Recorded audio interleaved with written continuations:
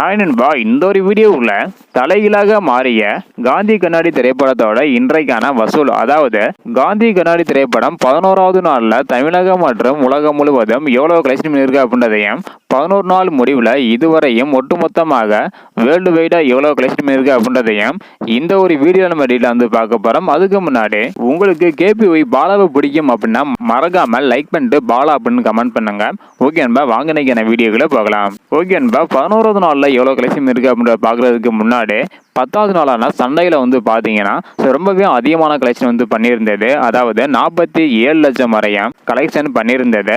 So 10 நாள் முடிவில் இந்திய அளவில் 3,63 லட்சம் வரையும் கலெக்ஷன் பண்ணியிருந்தது. ஸோ இந்த ஒரு நிலையில் தற்பொழுது 11வது நாளில் வந்து பார்த்தீங்கன்னா 20 லட்சம் வரையும் கலெக்ஷன் பண்ணியிருக்குது.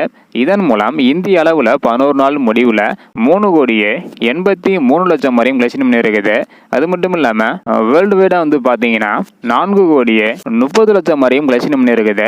ஸோ 3 கோடி பட்ஜெட்டில் எடுக்கப்பட்டுள்ள காந்தி கண்ணாடி திரைப்படம் தற்போது வரைக்கும் 11 நாள் முடிவில் 4,30 லட்சம் வரையும் கலெக்ஷன் பண்ணியிருக்குது. 11வது நாளில் பண்ண 20 லட்சமும் வந்து பார்த்தீங்கன்னா நல்ல ஒரு கலெக்ஷன் தான். மதராசி திரைப்படத்தோட ஒப்பிடும்போது மதராசி திரைப்படத்தை விட காந்தி கண்ணாடி திரைப்படம் தான் நிறைய பேருக்கு வந்து பார்த்தீங்கன்னா பிடிச்சிருக்குது.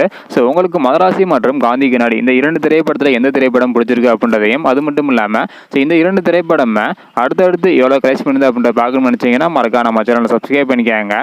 இந்த வீடியோ பார்த்தீங்கன்னா மறக்காம எல்லாருக்குமே ஷேர் பண்ணுங்கள். ஓகே அன்பா, தேங்க்யூ.